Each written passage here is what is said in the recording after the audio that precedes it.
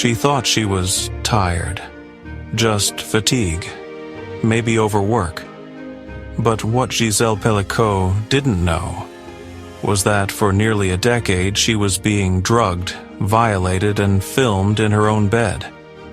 The man she trusted most, her husband, Dominique Pélicot, was orchestrating one of the most horrifying cases of abuse ever recorded in France. This wasn't just a crime of betrayal. It was a network of depravity involving dozens of men, including journalists, police officers, firefighters, even a nurse. And the worst part? Many of them claimed they didn't even know it was rape.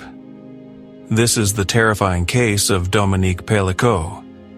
A case so disturbing that the courtroom itself had to be rebuilt just to fit all the defendants. Dominique and Giselle Pélicot seemed like any other French couple. They met in 1971, married 2 years later, and both worked respectable jobs at EDF, France's state power company. Together, they raised 3 children and eventually retired in the 2010s. But as Giselle entered retirement, something strange started happening. She began experiencing memory loss, constant drowsiness, and confusion. Her doctors dismissed it as overwork, blaming the stress of caring for her grandchildren. But what no one realized at the time was that Giselle was being drugged, and this was just the beginning of her nightmare. Between 2011 and 2020, Dominique Pélicot secretly drugged his wife with Temesta, a powerful sedative. Once unconscious, he would invite complete strangers to assault her, men he found online through dark web forums like Alain Sue, which chillingly translates to "without her knowledge." There, Dominique would brag about his crimes, proudly stating things like, "She just thinks she's tired. You like rape mode? Me too." One of these men was Romain van de Velde, an HIV-positive predator who violated Giselle 6 times, without protection. And he wasn't alone. Over the course of 9 years, at least 50 men entered that bedroom, following Dominique's strict rules. No perfume, no tobacco. Wash hands before touching her.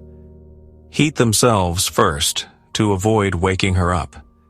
These weren't random criminals. Among them were soldiers, police officers, firefighters, and even a journalist. And all of it was filmed. For nearly a decade, Dominique got away with it. But in 2020, a supermarket security guard in Carpentras caught him filming up women's skirts. A simple arrest, a minor crime. But what investigators found next would unravel a horror beyond imagination. Police seized Dominique's computers and hard drives. Inside were over 20,000 images and videos, including 92 documented rapes of his unconscious wife. Even more shocking, investigators also found nude photos of his own daughter Caroline Darien. But that wasn't all.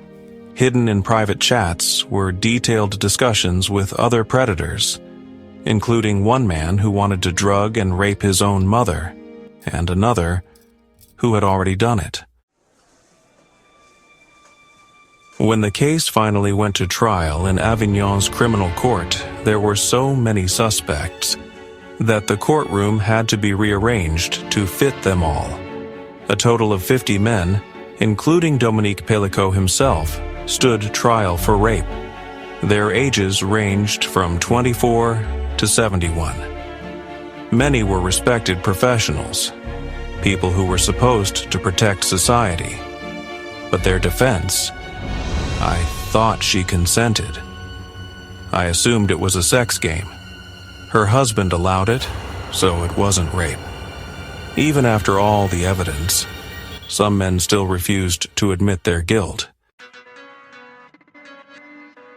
In 2024, Dominique Pélicot was sentenced to 20 years in prison, a virtual life sentence given his age. Other sentences included Roman van der Velde, HIV positive, 15 years, Cedric Grasso, who also had child porn, 12 years, Charlie Arbo, who raped Giselle 6 times, including on her birthday, 13 years, Jean-Pierre Maréchal, who also had his own wife raped, 12 years. Some received as little as 3 years, leaving many questioning whether justice was truly served.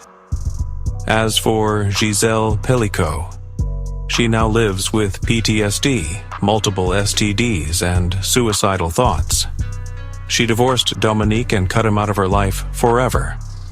But the story isn't over yet, because Dominique's DNA was also found on 2 old crime scenes, linking him to the 1991 rape and murder of Sophie Narm and the 1999 attempted rape of Estella B.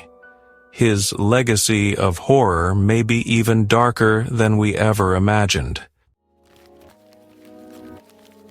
What do you think? Was justice served in this case? And how did so many men believe that this wasn't rape? Let us know in the comments. If you want more disturbing true crime cases, don't forget to subscribe and hit the notification bell. Stay safe. And stay aware. Because monsters don't always hide in the dark. Sometimes they sleep right beside you.